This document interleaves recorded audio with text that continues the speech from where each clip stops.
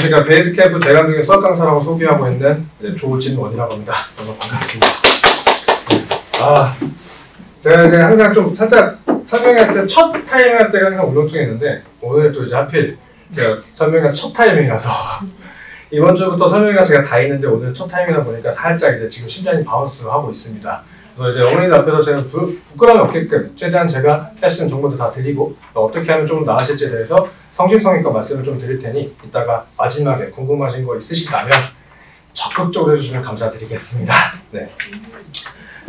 일단 뭐 어머니들 좀 아시겠지만 간단하게 수학 공부에 좀 말씀을 좀 드릴게요. 일단 뭐 저는 이제 이 자리에서 저희가 어떻게 준비하고 있고 저희가 어떤 교재를 나가고 있고 근데 그런 교재들이 이제 학교 시험에서 얼마큼 적중이 되고 있다 라고 하는 거는 조금 저는 선호하지 않습니다. 이유는 사실 타 학원도 마찬가지로 아이들이 풀어보는 문제들이 시험지와 아이들이 풀어봤던 교재들을 매칭하게 된다면 사실상 못 풀어봤던 문제들은 없습니다.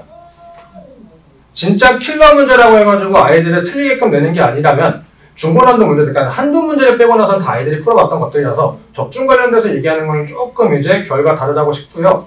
가장 중요한 건 아이들이 이 판에서 조금 수학 공부를 그나마 조금 잘했으면 좋겠고 아니면 상처를 좀 덜 받았으면 좋겠어서 그런 거 위주로 좀 얘기를 드리려고 하는데요. 그래서 어머니들과 아시다시피 기본적으로 수학 공부를 하기 위해서는 개념 공부라고 하는 거죠. 개념 공부를 토대로 해가지고 기본 문제를 많이 풀어보고 그것 토대로 해서 사고를 확장시킨 다음에 이제 마지막 중고난도의 문제를 풀어가면서 본인의 실력을 쌓아가는 흐름이라고 보시면 되는데 그러면 이런 얘기를 많이 들어보셨잖아요. 네. 개념 공부를 철저히 해야 된다, 열심히 해야 된다 라고 하는 건데 개념 공부는 대체 어떻게 하는 게 잘하는 걸까요? 매년 이런 반응입니다. 네. 근데 요즘에 다행히 이제 TV 프로그램이 많이 발달되다 보니까 제가 티처스라는 프로그램 좀 좋아하는데 그때 이제 정승재 선생님께서 말씀을 많이 하시죠. 저도 똑같은 얘기를 하는데 개념을 안다라고 하는 것은 아이들이 설명할 수 있다라고 하는 것들. 예를 들면은 어머니들께서 요리 잘하시잖아요. 그때 이제 자제분께서 혹시나 엄마 나 이거 엄마 어떻게 만들었어? 나 이거 너무 궁금해. 나도 나중에 한번 해볼래. 라고 하면은 어머니들이 알고 계신 노하우를 열심히 설명하실 거잖아요. 맞죠? 뭐 예를 들면 닭볶음탕에서 어떻게 하면 닭 비린내를 잡는지 아니면 어떻게 했을 때 매운맛 조금 줄이면서 단맛을 좀 끌어올리면서 풍미를 낼 수 있는지 아니면 염지하는 것들도 말씀드리잖아요. 마찬가지로 아이들이 개념 공부를 그렇게 해야 되는데 그렇게 하지 않아요. 실제로 어떻게 하냐면은 학원에서 또는 학교에서 개념 수업을 듣고 그리고 밑에는 필수 예제 문제를 좀 풀린다고 해서 본인들이 개념을 다 착각해요. 그게 아니라 기본적으로 한국사 공부하듯이 마찬가지로 개념 수업을 하려고 하는 것을 정독을 한번 해보고 거기에서 내용 정리를 한번 해보고 본인이 뭔가 중요하다고 생각하는 것들 정리하면서 그렇게 공부를 한다면 조금 더 개념을 잘 아는 거지 않겠냐라는 거죠. 그래서 저는 이제 아이들한테 필수적으로 시키는 것은 개념서를 제가 이게 조금 이게 전달되면 안 되는 내용인데 제가 개념서를 따로 PDF를 보냅니다. 네, 어떻게 따지는 게 불법적인 거라서 편집 좀 부탁드릴게요.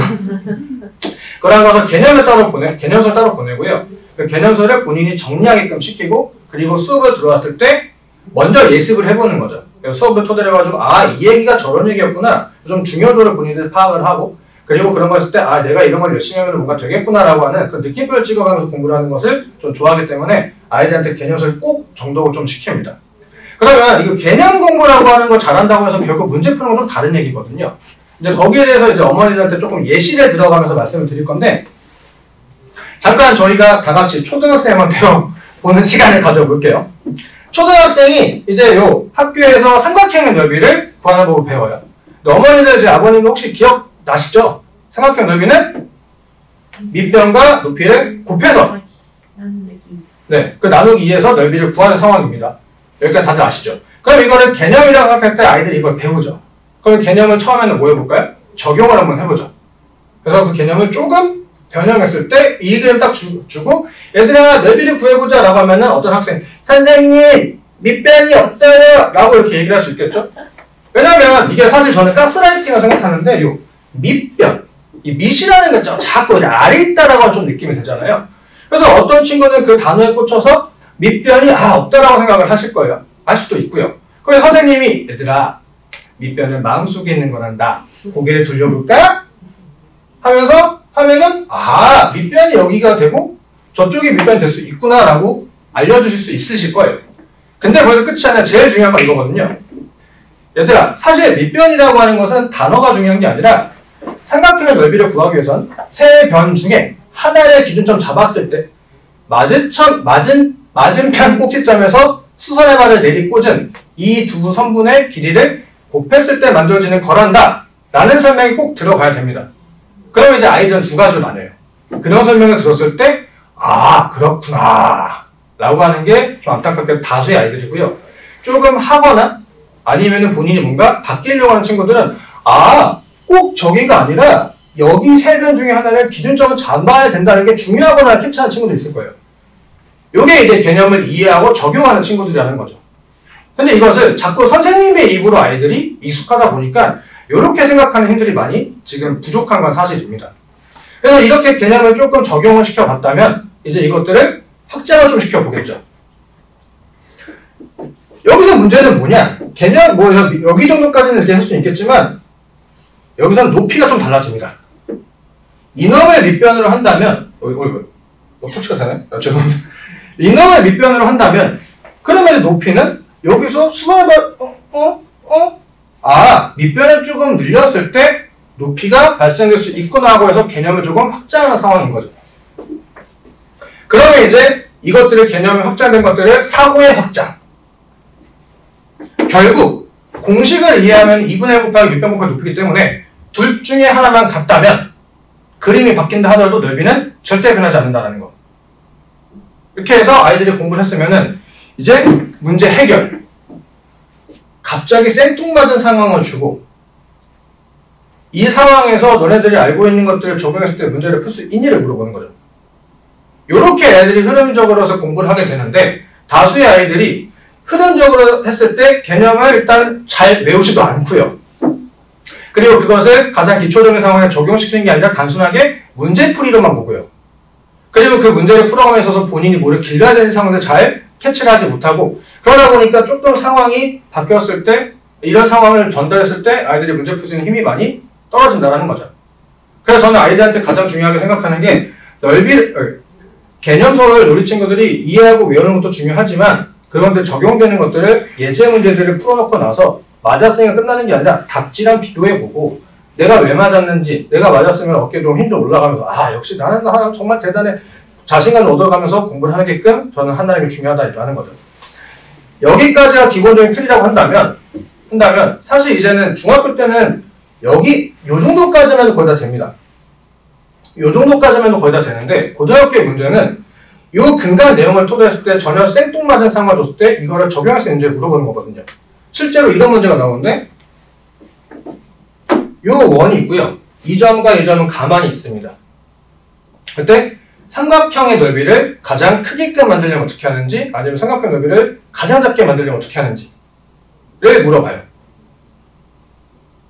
자, 그럼 다 같이 한번 고민해서 한번 풀어보실까요? 근데 원래 삼각형의 넓이는 어떻게 보죠? 밑변 곱하기 높이죠.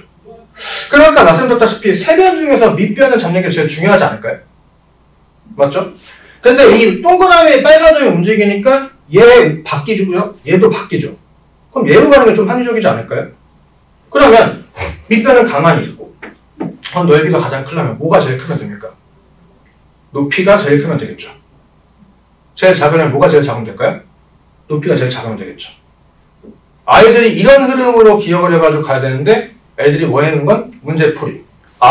그래서 이제 결국 이렇게 높이가 최대치로 되려면 얘를 이렇게 움직였을 때 갖다 붙였을 때 여기 이 끝점만 외우고 있어요.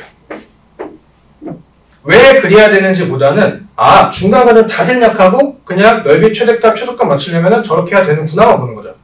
그러니까 이 흐름들을 보지 않고 결과만 보다 보니까 조금 상황이 꼬이거나 새로운 걸 물어보거나 아니면은 다른 문제에서 이게 싹 녹아들어 있을 때 조금 하기 버겁다라는 게 좀 안타까운 현실이 있죠.